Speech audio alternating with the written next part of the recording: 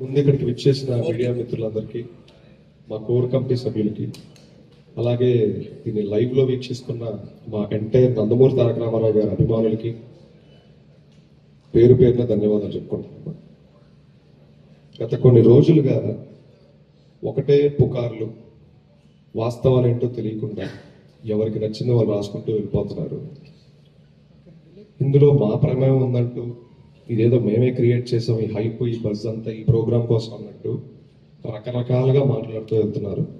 ఈ క్రమంలో నేను ఫ్రంట్ ఫేస్గా ఆర్గనైజేషన్ రిప్రజెంట్ చేస్తున్నాను కాబట్టి నా ఫేస్ని పెట్టి 100 కోట్ల మోసగాడు, ఫ్యాన్స్ డబ్బుల్ని కొల్లగొట్టిన దొంగ, ఈ ముఠాకి వీడే అధ్యక్షుడు, ఇలా ఎన్నో పలు మాటలు, పలు పదజాలాలు వాడుతూ విపరీతంగా కొన్ని మెయిన్ స్ట్రీమ్ మీడియాలు అలానే యూట్యూబ్ ఛానల్స్లో కూడా రాయడం జరిగింది. చూడండి, మేము చాలా చిన్నవాళ్ళం.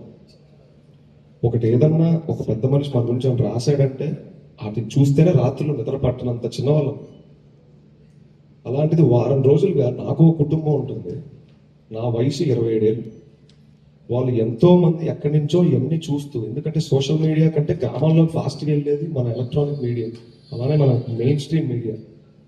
వాళ్ళందరూ నాకు ఫోన్లు, మెసేజ్లు, పెద్దవాళ్ళు ఉన్నారు, అమ్మమ్మలు, తాతయ్యలు ఉన్నారు, వాళ్ళని చూసి ఆరోగ్యాలు పాటు చేసుకోవటం. ఈ వారం రోజులుగా నేను ఎంత కుంగిపోయాను, ఎంత డౌన్ అయ్యాను ఎవరికి తెలియదు, ఎవరికి చెప్పని కూడా చెప్పలేదు అక్కడ. అందుకే ఇలాంటిది ఒకటి జరిగిందని నేను చాలా లో లైట్లో చాలా కామ్గా అప్డేట్స్ అన్ని కూడా మేము ఆర్గనైజేషన్ నుంచి ఇచ్చుకుంటూ సైలెంట్ అయ్యాం. ఏదన్నా 18వ తారీఖు మాట్లాడుకుందాం. అయినా మన మీడియా సోదరులు కొంతమంది మొన్న ఇక్కడే బయట కూడా నేను ఇంటర్వ్యూ చేయడం జరిగింది. నేను హ్యాండిల్ చేస్తున్న ప్రెషర్ని దృష్టిలో పెట్టుకొని నేనేదో 1-2 పదజాలాలు అటు ఇటు దొరుకుతుంటే దయచేసి మా నందమూరి తారక రామారావు గారిని అలాగే వారి అభిమానుల్ని కూడా క్షమాపణ కోరడం జరుగుతుంది. రెండోది పోతే మన మీడియా మిత్రులు కూడా ఎక్కడన్నా అన్కంఫర్టబుల్గా నేను చేస్తుంటే దయచేసి క్షమించండి. ఇది ఏది వాంటెడ్గా కాదు. ఈ వారం రోజుల్లో పెను ఉప్పెను చూసాం మేము, కానీ ఎక్కడ వెనక్కి తగ్గేది లేదు. ఈ ప్రోగ్రాం జరగాల్సిందే, ఈ ఊరువాడ ఐడియా జనాల్లోకి వెళ్లాల్సిందే. దీనికి ఎంత అడ్డంకులు ఎదురైనా దీన్ని ముందుకు తీసుకెళ్లడమే, దీనికోసం ఫైట్ చేద్దామని ఇవాళ మళ్ళీ ఇక్కడ ఉన్నాను. సో నేను తెలియకుండా తప్పు చేస్తుంటే క్షమించండి. సో 10 సంవత్సరాల క్రితం ఎక్కడో ఒక సినిమా ఆడియో ఫంక్షన్ వేదిక మీద మా నందమూరి తారక రామారావు గారు ఒక మాట అన్నాడు, అభిమానాన్ని వృధా చేయకండి, 10 మందికి ఉపయోగపడే పనులు చేయండి. ఆయనకి తెలియకుండా ఆయన నాటిన ఒక విత్తనం ఇవాళ పెరిగి పెరిగి పెరిగి పెరిగి ఒక వటవృక్షంగా మారింది.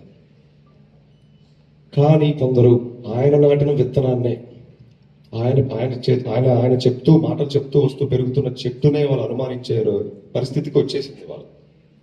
సరే, దీనికి కారకులు ఎవరు, ఇదంతా ఎవరు చేశారు, ఇవన్నీ పక్కన పెడతాం.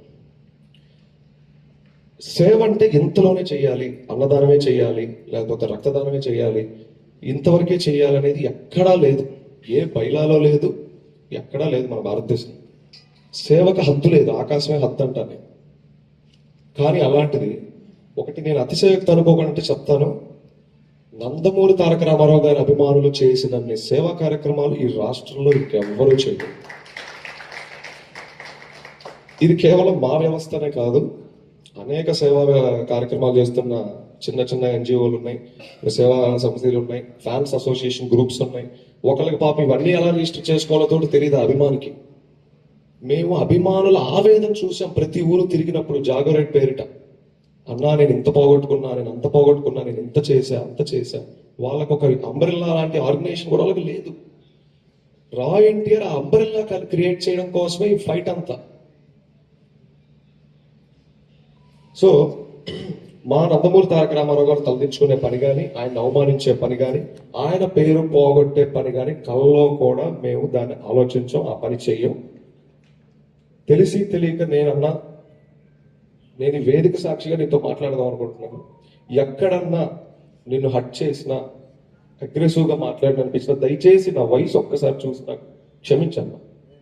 నేను చాలా చిన్నవాడిని, మేము చాలా చిన్నవాళ్ళం. నేను ఆల్రెడీ మొన్న ఏబిఎన్లో ఇంటర్వ్యూ అయినప్పుడు కూడా ఇదే చెప్పాను వెంకటకృష్ణ గారికి.